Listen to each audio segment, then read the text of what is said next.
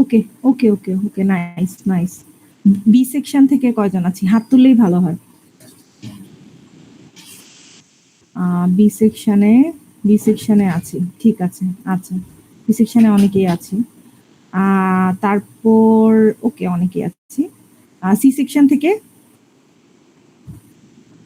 এবার শুধু সি সেকশনের যারা আছে, হ্যাঁ, তারা হাত তুলে, হ্যাঁ ঠিক আছে, ওকে। তো আমরা সবাই একসাথে এই ক্লাসটা অ্যাটেন্ড করছি এবং আমরা বাকি আগের টপিকগুলো সব সেকশনেই কমপ্লিট হয়ে গেছে। এখানে শুধু এই টপিকটা আর কি আমাদের 3 সেকশনেরই বাকি ছিল, যেটা আজকে আমরা ইনশাল্লাহ অনলাইন ক্লাসেই সলভ করে দিব, মানে কমপ্লিট করে দিব। এইটা আসলে এই টপিকটা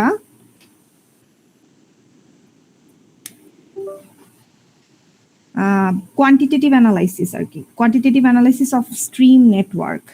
তো আমরা তো অলরেডি সম্ভবত ক্যাচমেন্ট এরিয়া সম্পর্কে জানি, ক্যাচমেন্ট এরিয়া কি, বা ড্রেনেজ এরিয়া, ড্রেনেজ বেসিন, এগুলো নিয়ে আসলে আমাদের বিভিন্ন চ্যাপ্টারে বিভিন্ন রকম স্টাডি আমরা করেছি। আমি একটা টিপিক্যাল ক্যাচমেন্ট এরিয়া বা ড্রেনেজ বেসিনের একটা ড্রয়িং তৈরি করছি। এটা একটা কারণ আছে আর কি, আমাদের এই কোয়ান্টিটেটিভ অ্যানালাইসিসের জন্য আমাদের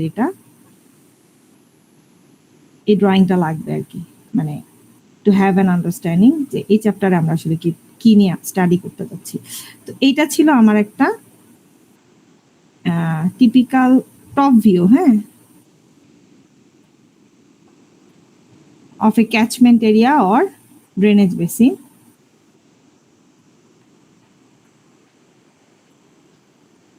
বেসিন যেটাই তুমি বলো, এটা টপ ভিউ আর কি, হ্যাঁ, বার্ডস আই ভিউ বলে বা টপ ভিউ বলে। এখানে কি ছিল, বিভিন্ন স্ট্রিম দিয়ে একটা নেটওয়ার্কের মাধ্যমে ফাইনালি আমার এই পুরো এরিয়াটা, এই পুরো যে বাউন্ডারি দেখতে পাচ্ছি পাতার মতো, এই বাউন্ডারির উপরে যে প্রেসিপিটেশন হয় সেগুলো আমার একটা নেটওয়ার্ক অফ ট্রিবিউটারিজ বা স্ট্রিম নেটওয়ার্ক, এটার মাধ্যমে কালেক্টেড হয়ে কিন্তু ফাইনালি একটা মেজর বা মানে ফাইনাল যেই, আমি একটা পাতাই ড্র করতেছি আসলে, যেটা সুবিধার জন্য, আমাদের জন্য সুবিধা হবে বুঝতে। এই যে এরকম দেখতে হয়, তাই না? এখন ধরো এই দুইটা হচ্ছে ছোট ট্রিবিউটারি, এই দুটো একসাথে হয়ে গেছে এখানে, এটা আবার আরেকটা বড় ট্রিবিউটারিতে এসে ওয়াটারটা ছেড়ে দিচ্ছে এবং এইটা ফাইনালি গিয়ে কি চ্যানেলের, সরি, ক্যাচমেন্ট এরিয়ার যে সবচেয়ে বড় যেই চ্যানেলটা, ট্রিবিউটারিটা, আচ্ছা এখানে চ্যানেল ট্রিবিউটারি অনেক ইন্টারচেঞ্জেবল নাম হয়ে যাচ্ছে। তো রিভার বা চ্যানেল যেটা বলতে চাচ্ছে, এটা আসলে এখানে যেটা ফাইনালি যেখানে গিয়ে ক্যাচমেন্ট এরিয়ার পুরো পানিটা পড়তেছে, সেটা হচ্ছে মানে মেইনটা, হ্যাঁ। আর এইখানে যে স্ট্রিমগুলি আমি দেখতে পাচ্ছি, এখানে মাল্টিপল স্ট্রিমস দেখা যাচ্ছে, হ্যাঁ, এগুলো হচ্ছে ট্রিবিউটারিজ, মানে এই যে এগুলা,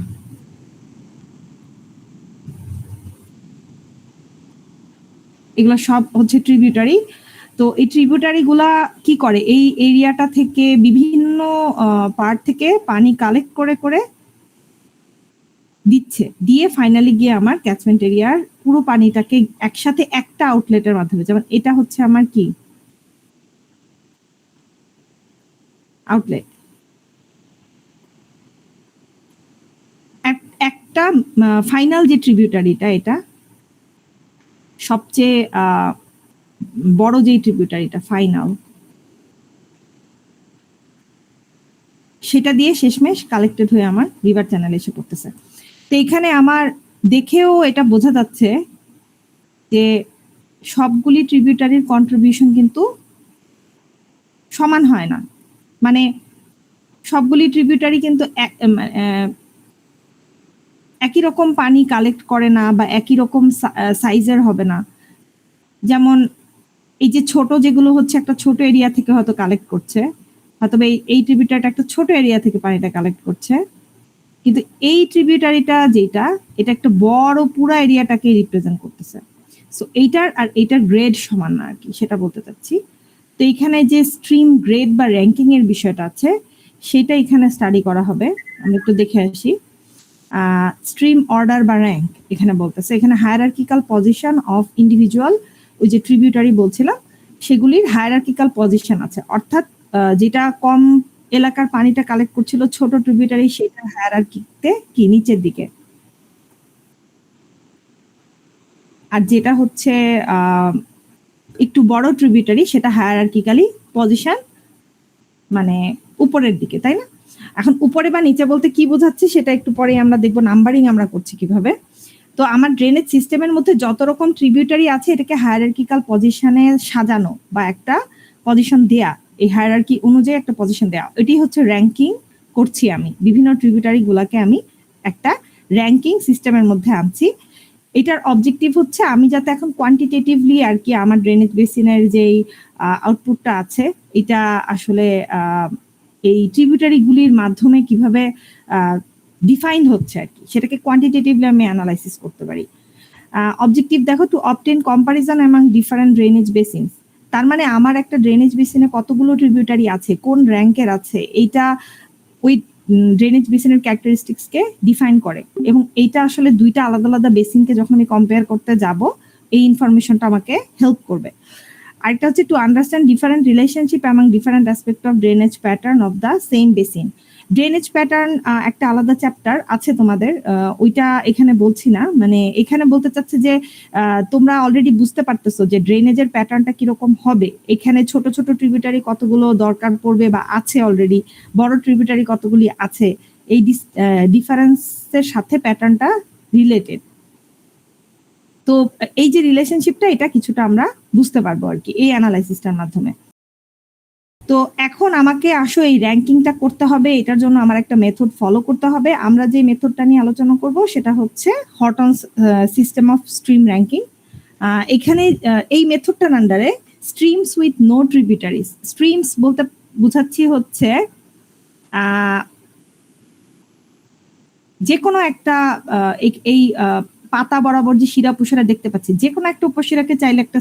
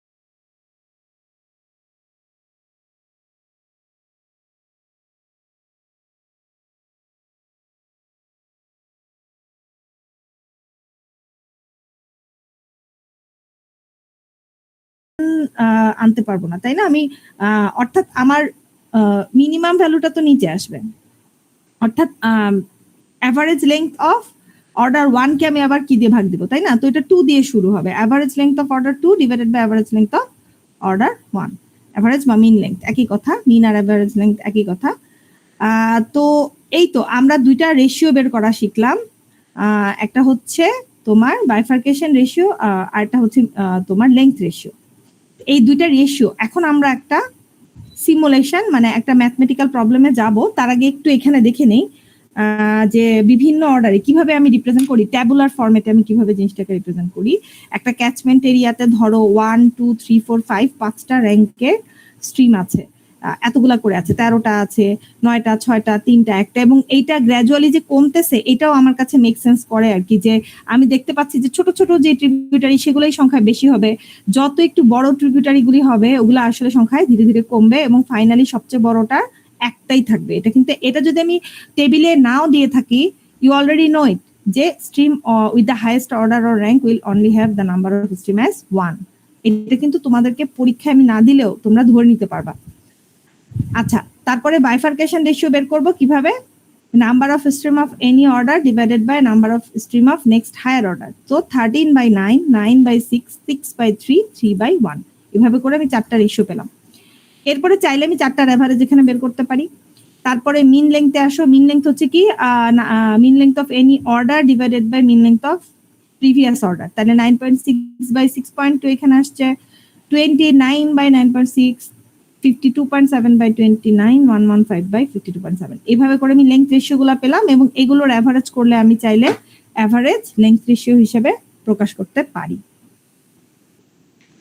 আচ্ছা, এইবার আসো এখানে আরো দুটো ফ্যাক্টর আমরা বের করি, একটা হচ্ছে ড্রেনেজ ডেন্সিটি, একটা হচ্ছে স্ট্রিম ফ্রিকোয়েন্সি। তার মানে কোন একটা ক্যাচমেন্ট এরিয়ার একটা ড্রেনেজ ডেন্সিটি আছে এবং একটা স্ট্রিম ফ্রিকোয়েন্সি আছে। ড্রেনেজ ডেন্সিটিটা কি, total length of all the stream divided by total area of the drainage basin. তার মানে আমার টোটাল এরিয়াতে কতটুকু লেংথ অফ স্ট্রিম আছে, মানে আমার ক্যাচমেন্ট এরিয়ার তো পুরাটাই তো স্ট্রিম না, মানে এরিয়ার থেকেই কালেক্ট হচ্ছে পানিটা স্ট্রিমের মাধ্যমে, তো কতটুকু এরিয়ার জন্য ডেডিকেটেড স্ট্রিম লেংথ আমার আছে, পার ইউনিট এরিয়াতে কতটুকু স্ট্রিম লেংথ আছে, এটাই আমার কি ড্রেনেজের ডেন্সিটি, কত ডেন্সলি আমার ড্রেনেজ হচ্ছে। তো সেটা বের করার জন্য কি করব, উপরে total length of all stream বের করতে হবে। দেখো কিভাবে করব, ওই যে আমি তো তোমাকে হয়তো মিন লেংথ দিয়ে দিচ্ছি, এই যে মিন লেংথটা তোমাকে আমি দিয়ে দিচ্ছি, অর্ডার 1 এর মিন লেংথ হচ্ছে 6.2। তুমি জানো যে টোটাল আছে 13টা, অর্ডার 1 এর স্ট্রিম আছে মোট 13টা, তাহলে 13টার মিন লেংথ যদি 6.2 হয় তাহলে টোটাল লেংথ কত?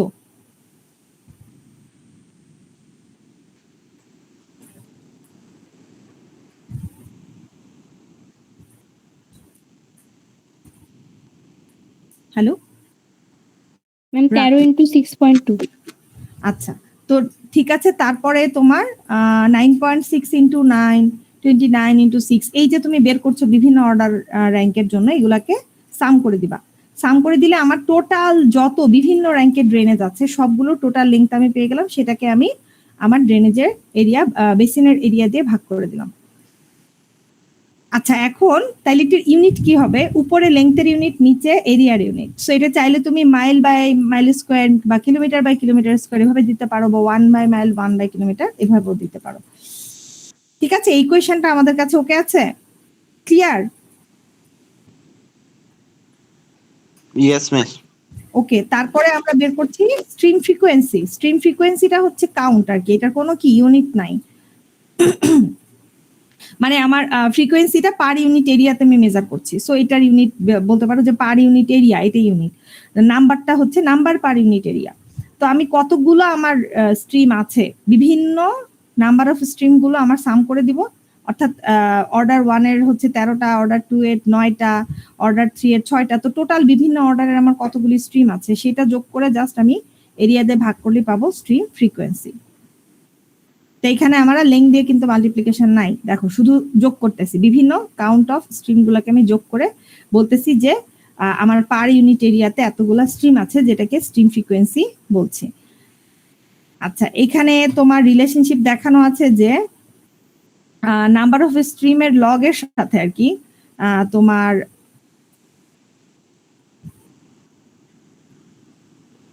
যত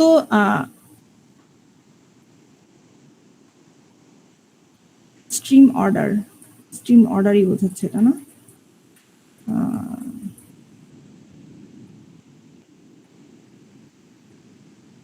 হ্যাঁ, proportional to the 1 by number, মানে তোমার স্ট্রিমের অর্ডার যত বাড়বে, যেটা আমরা এখানে দেখতে পাচ্ছি, অর্ডার যত বাড়বে আমার নাম্বার অফ স্ট্রিম তত কমবে, তাইলে নেগেটিভ রিলেশনশিপ আছে। আবার স্ট্রিমের অর্ডার যত বাড়বে আমার মিন লেন্থটা কিন্তু তত বাড়ছে, তাইলে স্ট্রিম অর্ডারের সাথে মিন লেন্থের রিলেশনশিপটা পজিটিভ, অর্থাৎ পজিটিভ আপওয়ার্ড, আর নাম্বার অফ স্ট্রিমের রিলেশনশিপটা হচ্ছে নেগেটিভ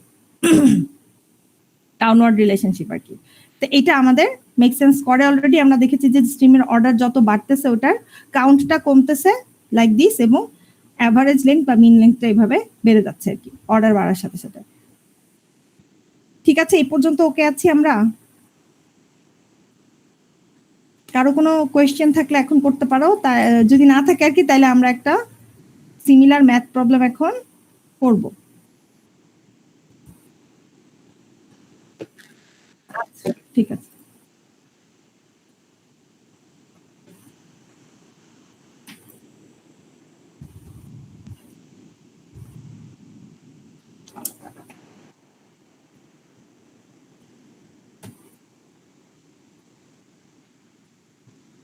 আচ্ছা দেখো, কোয়েশ্চেনটা এরকম আসতে পারে,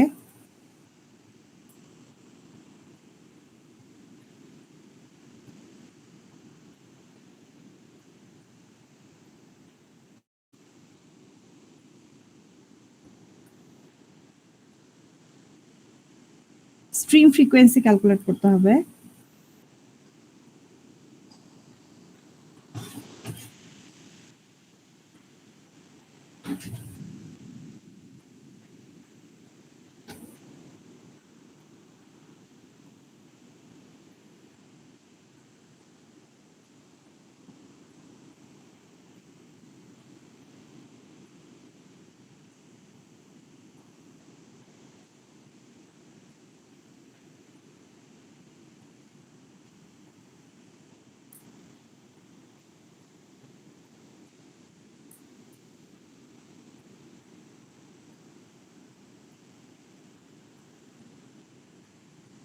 আচ্ছা, এরিয়া বলে দেওয়া আছে,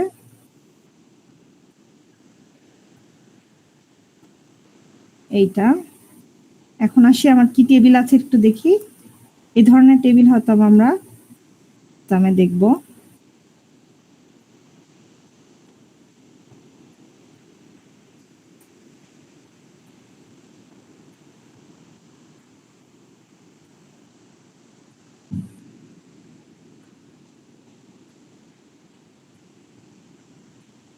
আচ্ছা, এবার বাইফার্কেশন রেশিও, অ্যাভারেজ, মিন লেন্থ,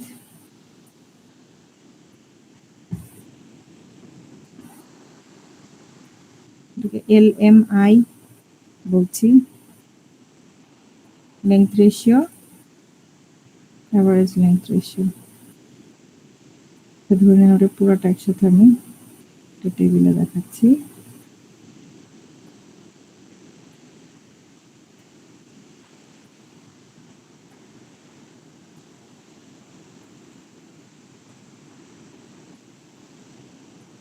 আচ্ছা, র্যাঙ্ক আমার 1 2 3 4, ধরো 1 2 3 4। এখন এই টেবিলে আমার কিছু কিছু জিনিস কি আছে,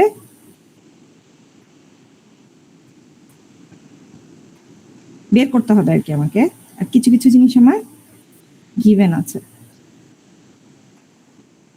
আচ্ছা, তাহলে আরেকটা কি গিভেন আছে দেখো এখানে, এই দুইটা পজিশনের যে ভ্যালু থাকবে সেটা দিয়ে আমার একটা বাইফার্কেশন রেশিও আসবে, এই দুটা দিয়ে একটা বাইফার্কেশন, দুটা দিয়ে, তাহলে কি 4টা স্ট্রিম র্যাঙ্কের 3টা বাইফার্কেশন রেশিও আমার, এর মধ্যে একটা দেওয়া আছে।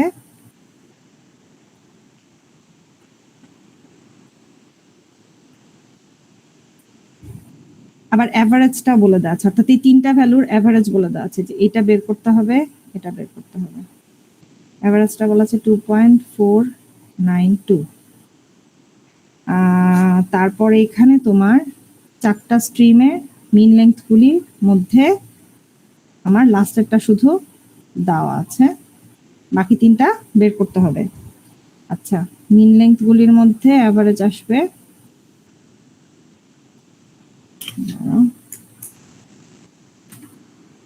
এই দুইটার একটা মিন, এই দুইটার একটা মিন, তিনটা মিনের মধ্যে আমার 2টা দেওয়া আছে, একটা বের করতে হবে।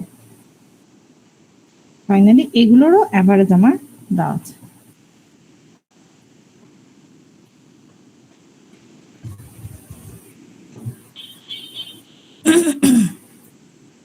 আচ্ছা, তাইলে আমাদের কাছে ইকুয়েশন আছে, ইকুয়েশনগুলি দিয়ে আমরা ইজিলি বের করে ফেলতে পারবো নাম্বার অফ স্ট্রিম।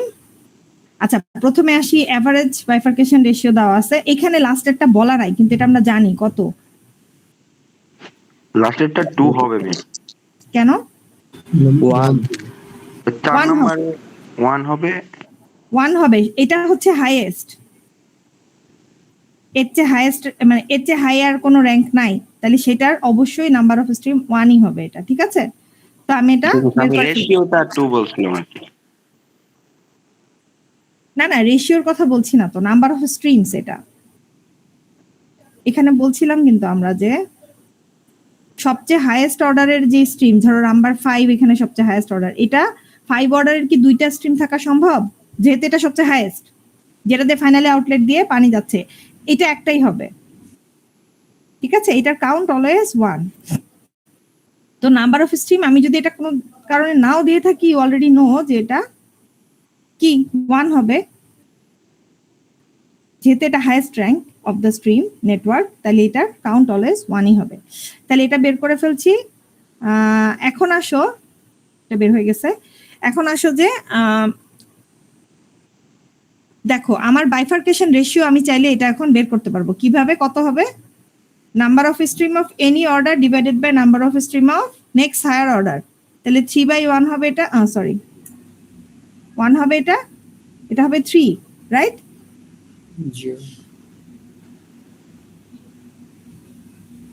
তার মানে এটা হবে number of stream of order কত? 3 by number of stream of order 4, যেটা হচ্ছে 3/1 3। তারপরে এইটা কত? এটার জন্য আমাকে এই যে এই ভ্যালুটা জানতে হতো, এটা আমার নাই, এই যে এই ভ্যালুটা, এই যে এই ভ্যালুটা নাই।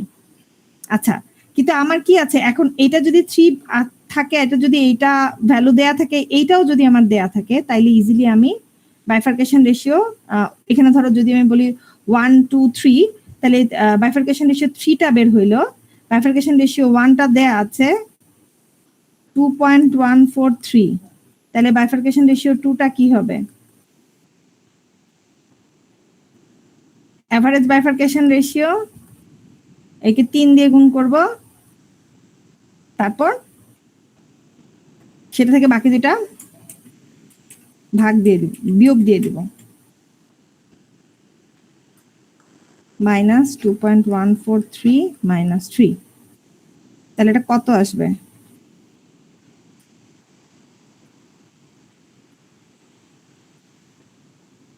কত আসবে এটা পড়ো তো?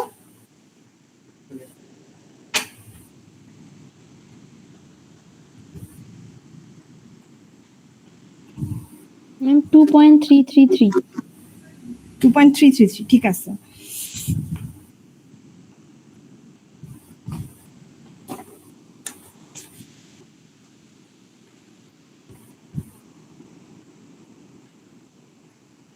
ধরো 2.33, তাহলে এটা যদি আমি জানি, তাহলে এখন এটা বের করতে পারবো নাম্বার অফ স্ট্রিম, এটা কত? 7 এটা কত আসে? 7 আসে। আচ্ছা, এখানে একটা ব্যাপার আছে, নাম্বার অফ স্ট্রিম কি কখনো ফ্র্যাকশন হতে পারে? না মিস। ফ্র্যাকশন যেন না আসে, যদি ফ্র্যাকশন আসে তোমার, তাহলে তোমাকে কি করতে হবে? নাম্বার অফ স্ট্রিমটা অলওয়েজই রাউন্ডিং করে দিতে হবে কিন্তু। 6.97 আসছিল, এই জন্য 7 ওটাকে আমরা রাউন্ডিং করছি। আচ্ছা, এরপরে পরেরটা, এর পরেরটা বলো কত হবে? এখানে কত আসবে?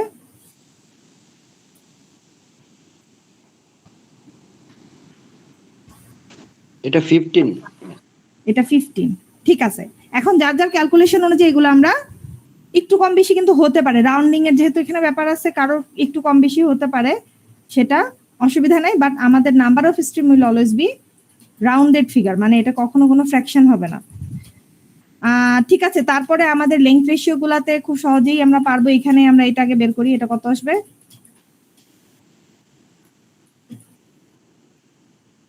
কত আসে?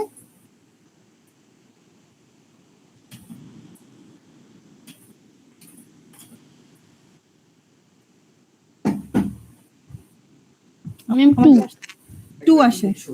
আচ্ছা, তোমরা একটু ওয়েট করো, হ্যাঁ তোমরা করো বাকিটা, দেখো লেংথ রেশিও গুলো কমপ্লিট করতে থাকো, আমাকে 5টা মিনিট সময় দিতে হবে। সরি, একটু আসছি। ঠিক আছে, তো আমরা এটা কি সলভ করতে পারছি? এই যে লেংথ রেশিও গুলো, লেংথ রেশিও থেকে আমরা কি মিন লেংথ গুলি বের করতে পারছি? আচ্ছা, যদি না পেরে থাকে, এইটা বের করছি কত আমরা? Average length ratio 2.5। এটাকে আমি তিনটা লেংথ রেশিওর অ্যাভারেজ যেহেতু হয় 3 দিয়ে গুণ করলাম, গুণ করে 3 আর 2.5 সাবট্রাক্ট করলাম, তাহলে কত আসবে এখানে? 2 আসছে। 2 আসছে, শুধু 2 আসছে। আচ্ছা ঠিক আছে, তো এরপরে এটা যদি 2.5 আর এটা যদি 200 হয়, এইটার সূত্রটা কি ছিল? মিন লেংথের সূত্রটা কি ছিল? লেংথ রেশিও অনুযায়ী, লেংথ রেশিও অফ, যদি বলি এখানে লেংথ রেশিও অ্যাকচুয়ালি এগুলাকে লেখা উচিত 1,2, 2,3, তাই না? তো লেংথ রেশিও এইটা হবে 1,2, এটা হবে 2,3, হ্যাঁ। তো এটা হবে 3,4। আচ্ছা ধরো 3, 4, এটা বলতেছে হচ্ছে 2.5, which is actually lm কি 3/lm 4, কারণ এটার ইকুয়েশনটা ছিল হচ্ছে mean length of any order divided by mean length of next lower order, তাইলে অ্যাকচুয়ালি এটা 4 হবে। 3, 4 বলতেছি, বাট এটা আসলে তোমার 4 এর জন্য আর কি, 4/3, তাহলে এটা কত? এটা মিস 80 আসছিল। 200/lm3, এটা ইজ ইকুয়াল টু হবে 2.5, এটা হচ্ছে 2.5। আচ্ছা, এটা আসছে 80। ঠিক আছে, তাহলে বাকিগুলো আমরা ইজিলি বের করতে পারি। 80/2 40, তারপর 13। 13.33 এরকম আমরা লিখতে পারবো চাইলে, কারণ এটা হচ্ছে লেংথের ভ্যালু, লেংথের ভ্যালু ফ্র্যাকশনে চাইলে আসতে পারে। তাইলে এখন আমাদের কাছে অ্যাভারেজ লেংথ রেশিও আছে, মিন লেংথ আছে, বাইফার্কেশন রেশিও আছে, আমাদের টেবিলটা কমপ্লিট করেছি আমরা। এটার কারণ হচ্ছে আমাদেরকে স্ট্রিম ফ্রিকোয়েন্সি বের করতে গেলে কি লাগবে? মিন লেংথ লাগবে, নাম্বার অফ স্ট্রিমগুলি লাগবে, এবং আমার ক্যাচমেন্টের এরিয়াটা আমার দেওয়া আছে। তাহলে এখন আমি স্ট্রিম ফ্রিকোয়েন্সি কিভাবে বের করব বলো দেখি? দাঁড়াও, এটা একটু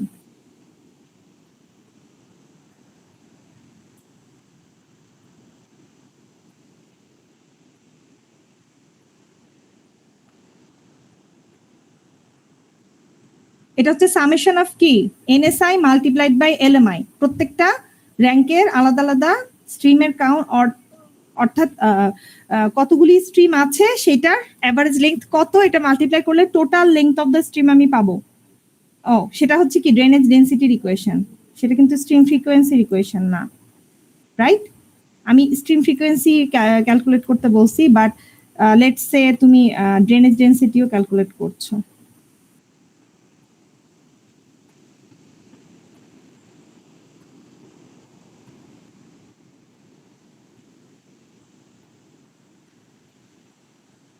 তাহলে ড্রেনেজ ডেনসিটির ক্যালকুলেশনে আমরা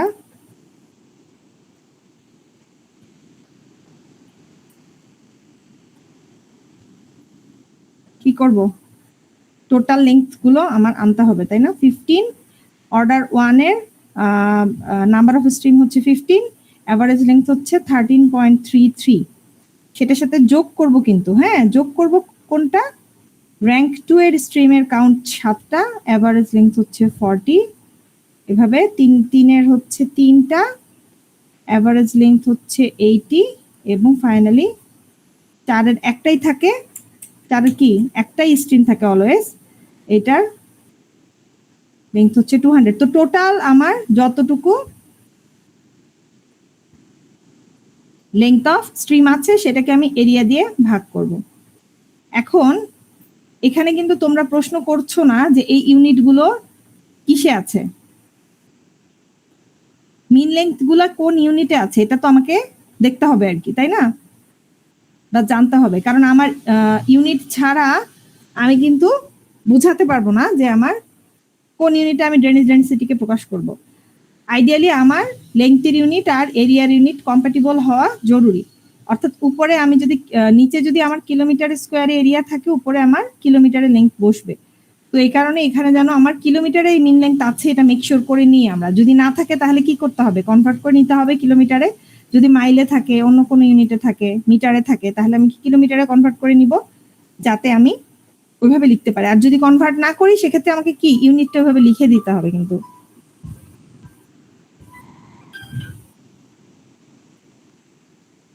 তাইলে এটা করলে কত আসে আমাকে একটু বলো তো একদম। 0.91995। তাহলে এটার ইউনিট কি, কিলোমিটার পার কিলোমিটার স্কোয়ার, আর পার কিলোমিটারও বলা যায় আর কি। আচ্ছা, আর হচ্ছে স্ট্রিম ফ্রিকোয়েন্সিতে শুধু আমার যতগুলি স্ট্রিম আছে সেগুলি সাম করে দিব দিয়ে 1000 দিয়ে। এক্ষেত্রে আমার আর ইউনিটের মানে নাম্বার অফ স্ট্রিমের কি কোনো ইউনিট আছে? নাই কিন্তু। না ম্যাম। তাইলে এটা কত আসবে, এইখানে ক্যালকুলেট করলে কত আসে? 0.026। 6। এটা সবার আসতেছে তো না? এটা হচ্ছে কাউন্ট পার কিলোমিটার স্কোয়ার আর কি। কাউন্ট না লিখলেও হবে, জাস্ট পার কিলোমিটার স্কোয়ার লিখলেই হবে। সো এটা হচ্ছে পার কিলোমিটারে আর এটা হচ্ছে পার কিলোমিটার স্কোয়ারে আর কি, ড্রেনেজ ডেন্সিটি আর স্ট্রিম ফ্রিকোয়েন্সি। তাহলে আমরা কোনো একটা ক্যাচমেন্ট এরিয়ার এই টেবিল যদি দেয়া থাকে, টেবিলের যদি পার্শিয়ালি আমাদের ফিল আপ করা না থাকে, আমরা ফিল আপ করে নিয়ে বাকি ক্যালকুলেশন কিন্তু প্রসেস কমপ্লিট করতে পারবো এইভাবে আর কি। তো ম্যাম কোশ্চেন কি টেবুলার ফর্মে থাকবে নাকি ইমেজ দেওয়া থাকবে? আরেকবার বলবে কথাটা। মানে ম্যাম এক্সামে কি মানে এরকম টেবিল দেওয়া থাকবে নাকি চিত্র দেওয়া থাকবে, ওখান থেকে বুঝতে হবে? আচ্ছা হ্যাঁ, তোমাদেরকে ওই গ্রাফটা আমি দিব না, এই টেবিলই দেওয়া থাকবে, ওটা বোঝার জন্যই দেখানো আছে। এই যে এখানে যেটা আমি দেখিয়েছি এটা বোঝার জন্য, বোঝার সুবিধার্থে।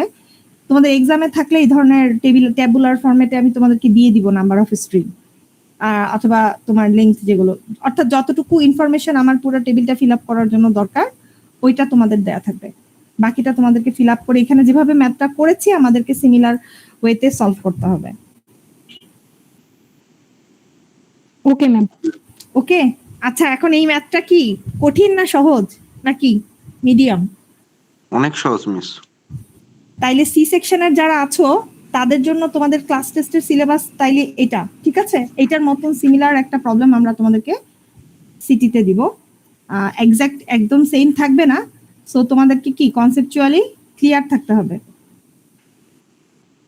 ওকে মিস, আমাদের সিটির মার্কটা কবে জানবো? সিটির মার্কস তো মিডের আগে দিতে পারবো না, মিডের পরে আর কি পাবে তোমরা। ঠিক আছে, তোমাদের সিটি খারাপ হয়েছে এরকম কেউ আছে? আমার সাথে যোগাযোগ করো, সিটি খারাপ হয়েছে। কি কেমিক্যাল ওয়েদারিং কি? আমি যদি বলি যে কম্পেয়ার করো দুইটার মধ্যে, সেটা আমরা করতে পারছি কিনা। ঠিক আছে, ডায়াস্ট্রোফিজম কি, ভলকানিজম বা ডায়াস্ট্রোফিজম এগুলো আসলে কোন ধরনের জিওমরফিক প্রসেস, বা ভাইস ভার্সা। যদি জিওমরফিক প্রসেসগুলিকে সংক্ষেপে ব্যাখ্যা করতে বলা হয় তখন তোমাকে হাইপোজেনের আন্ডারে কিন্তু ডায়াস্ট্রোফিজম নিয়ে কম বেশি একটু বলতে হবে আর কি। আর এক্সট্রা টেরেস্ট্রিয়াল তো আমরা সহজেই বুঝতে পারি যে originating outside of the earth territory, যেটা সেটার কারণে যদি কোনো আমার আর্থের ফর্মে চেঞ্জ আসে সেটা আমার এক্সট্রা টেরেস্ট্রিয়াল। তো ওই চ্যাপ্টারের কোয়েশ্চেনগুলো আমরা আমি একটা জিনিস তো শুরুতেই বলে নিব যে তোমাদের এক্সামের মার্কস থাকবে হচ্ছে টোটাল 40 থেকে 50, ধরে নাও 50 মার্কসের এক্সাম হবে তোমাদের। 50 মার্কসের এক্সামের মধ্যে যদি 25 থিওরি হয়, তোমার থিওরি এক একটা কোয়েশ্চেনে যদি আমি 5 নাম্বার করে দেই তাহলে থিওরিতে খুব বেশি কিন্তু লেখার মতন স্কোপ নাই। তোমরা 1 ঘন্টার একটা এক্সাম দিচ্ছ, সেখানে অনেক বড় থিওরিটিক্যাল কোনো কোয়েশ্চেন আসলে দেওয়ার কোনো সুযোগ নাই। সো থাকবেই কনসেপচুয়াল শর্ট কোয়েশ্চেনগুলি। তো তোমরা যখন পড়বে তখন একটু মানে মাথা খাটায় ওই জায়গাগুলো ফাইন্ড আউট করার চেষ্টা করবে যে যেগুলো হচ্ছে একটা শর্ট কোয়েশ্চেন হিসেবে দেওয়ার মতো। তুমি নিজে কোয়েশ্চেন করলে কোনটা দিতা, এভাবে করে নিজেকে কোয়েশ্চেন করবা আর কি, যে এই চ্যাপ্টারের মধ্যে আমার কাছে কোনটাকে ইম্পর্টেন্ট মনে হতে পারে। যেমন এখানে রান অফের চ্যাপ্টারে কিন্তু আমরা এই একটা ডায়াগ্রাম দিয়ে বুঝাই দিছি যে কিভাবে কোন পার্টটুকু রান অফে যায়, কেন যায়। তো আমি হয়তো চাইলে শুধু এই ডায়াগ্রামের একটা ড্রয়িং চাইতে পারি, যেখানে কি কি পার্ট আছে এটা তুমি দেখাই দিলা, ইলাবোরেটলি দেখাই দিলা যে এগুলো আছে রান অফের কোন কোন পার্ট আর কি, সেটা তুমি একটা ডায়াগ্রাম ড্র করে দেখাই দিলা। তো আমি তো আর চাবো না যে তুমি এটাও করো পাশাপাশি আরো অনেক ডেসক্রিপশন দাও, সেটা চাচ্ছি না, শর্টেই কিন্তু অ্যান্সারটা হবে। তারপর তোমার এখানে ইনফিল্ট্রেশন পার্কুলেশনের একটা পার্থক্য দেওয়া আছে, এটা খুব ইজি একটা শর্ট কোয়েশ্চেন, তাই না? তারপর এখানে তো আর তেমন কিছু আমি দেখছি না। ইম্পর্টেন্ট এইদিকে আছে আমাদের রান অফের ক্যারেক্টারিস্টিক্স, যেটা রান অফ যেই ফ্যাক্টরগুলি দিয়ে এফেক্টেড হয়। তো ইজিলি আমি চিন্তা করতে পারি যে তুমি আমাকে প্রেসিপিটেশনের কি কি ক্যারেক্টারিস্টিক্স রান অফকে এফেক্ট করে সেটা নিয়ে একটা ডেসক্রিপশন দাও, সেটা একটা শর্ট কোয়েশ্চেনের মতো তুমি চাইলে লিখতে পারো। এখানে যেমন অনেকগুলি ফ্যাক্টর আছে, এখান থেকে তুমি ছোট করে প্রত্যেকটা ফ্যাক্টর নিয়ে এক লাইনে লিখলা, এটা লিখতে পারো।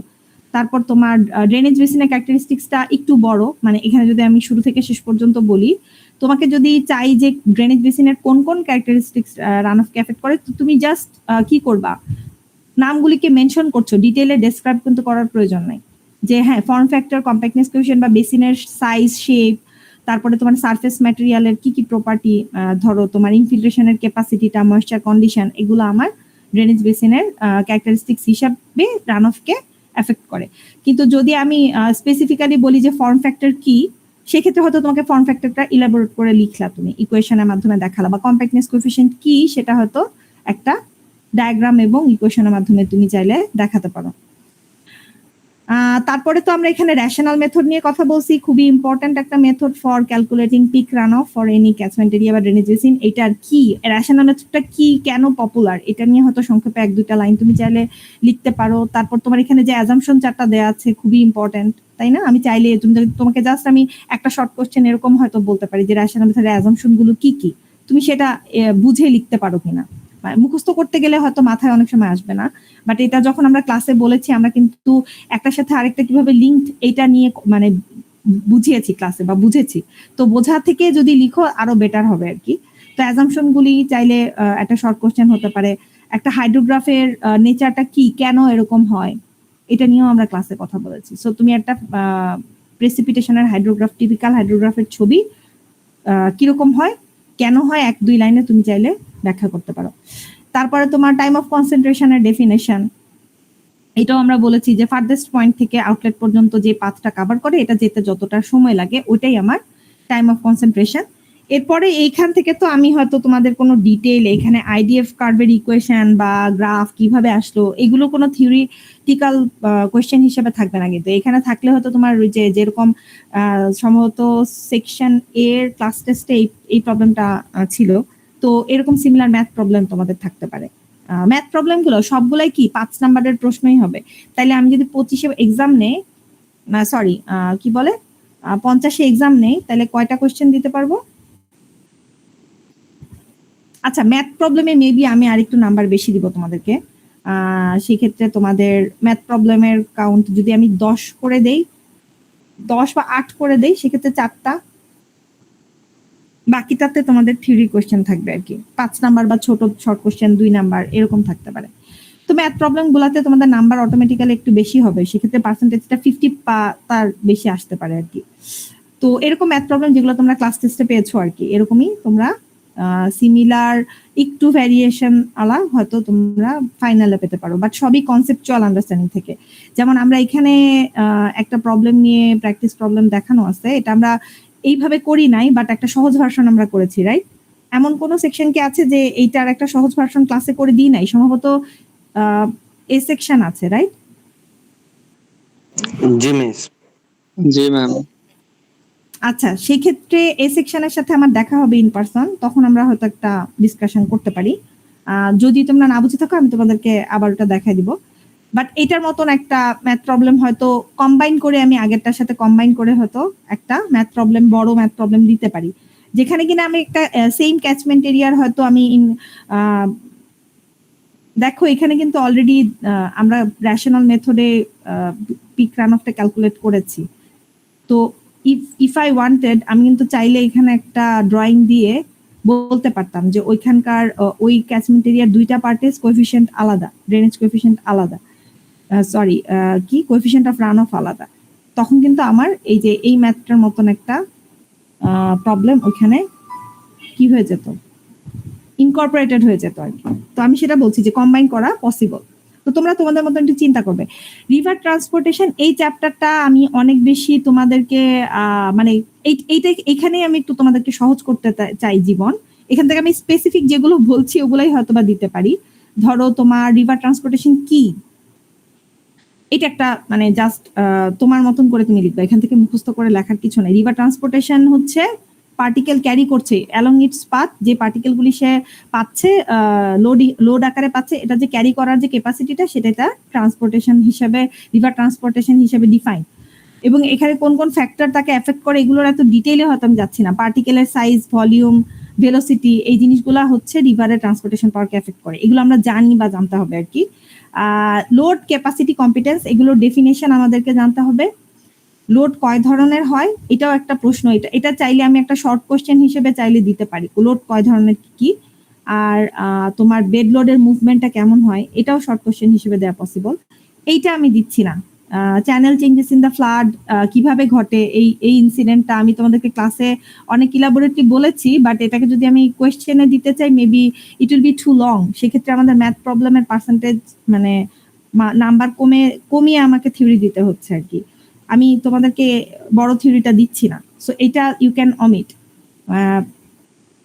এই পার্টটুকু আমি চাইলে মানে এখানে একটা কনসেপ্ট আছে যে গ্রেডেড স্ট্রিম কি, এটা ডেফিনেশন আকারে জানাটা ইম্পর্টেন্ট। ইকুইলিব্রিয়াম কন্ডিশনটা কি এবং স্লোপ চেঞ্জের মাধ্যমে কিভাবে ইকুইলিব্রিয়াম কন্ডিশনটা রিচ করে, একটা গ্রেডেড স্ট্রিম কিভাবে সেটা রিচ করে, এইটুকু হয়তো বা আমি এই পার্ট থেকে দিতে পারি মানে ইম্পর্টেন্ট কোয়েশ্চেন হিসেবে। বাট বাকি উপরে যে পার্টটা আমরা আছে এটা আমরা থিওরিতে দিব না।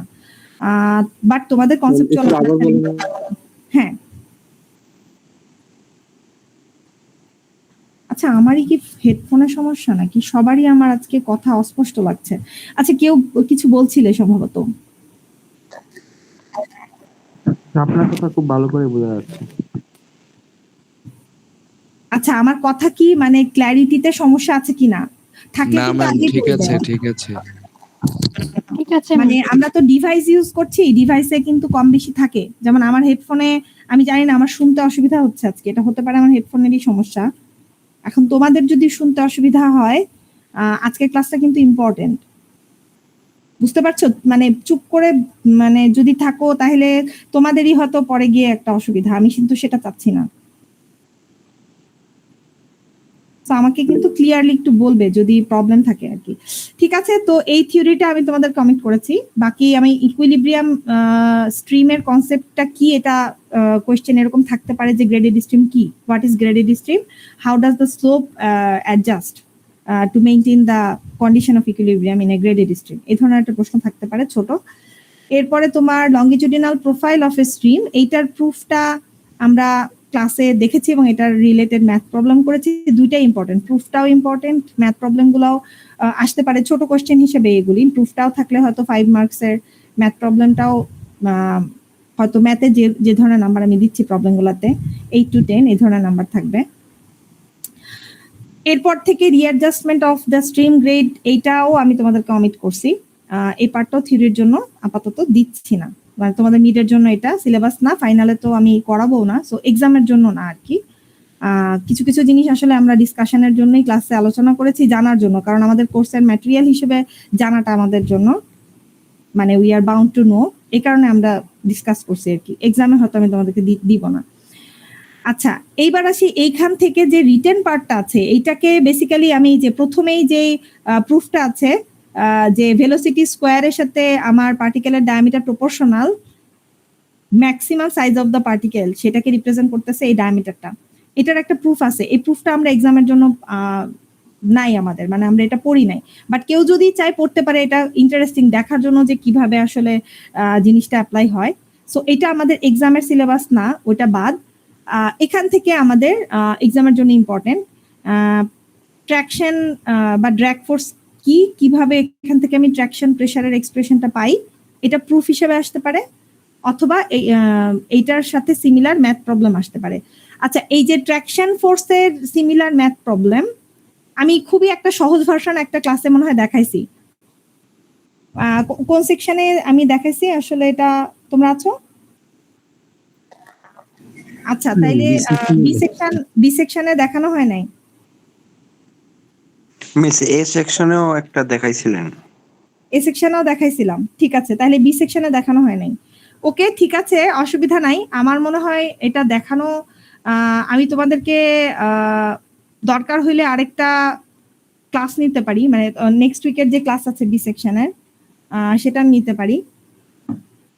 সেক্ষেত্রে আমরা সেখানে ডিসকাস করতে পারবো। আর নাকি আমি এখনই দেখাবো তোমাদেরকে? কারণ আমাদের এইটার থিওরি আমরা কমপ্লিট করেছি বি সেকশনে, রাইট? তখন কি বলেছিলাম যে এরকম সিমিলার ম্যাথ প্রবলেম আসলে তোমরা পারবে কিনা, কারণ এটা খুব বেশি কঠিন কোনো ওয়েতে আমরা দিব না। ম্যাম এটার ম্যাথ করিয়েছেন আমাদের। ঠিক আছে, ঠিক আছে, যদি এটা নিয়ে ইস্যু থাকে আর কি, তাহলে আমার সাথে একটু ডিসকাস করবে আর কি। মানে আমি হয়তো বা ক্লাসে নেক্সট উইকে আমি তোমাদের কোনো ক্লাস হয়তো নিব না, এক্সেপ্ট আমি এ সেকশনে একটা ক্লাস শুধু নিব। ঠিক আছে, তো ঠিক আছে, আপাতত তোমাদের আর কোনো সিলেবাস নিয়ে কথা আমার মনে হয় না আছে এখানে। এই ম্যাথ প্রবলেমটাও নাই, এইটা আছে, এটা আমরা ক্লাসে করেছি, সব সেকশনে কমপ্লিট করেছি, আর বাকিটা আজকে আমরা কমপ্লিট করেছি।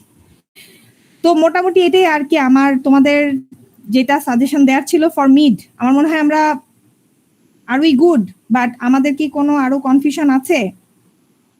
যদি মনে করো আছে, তাহলে সেক্ষেত্রে আমার সাথে যোগাযোগ করো পার্সোনালি, আমি তোমাদের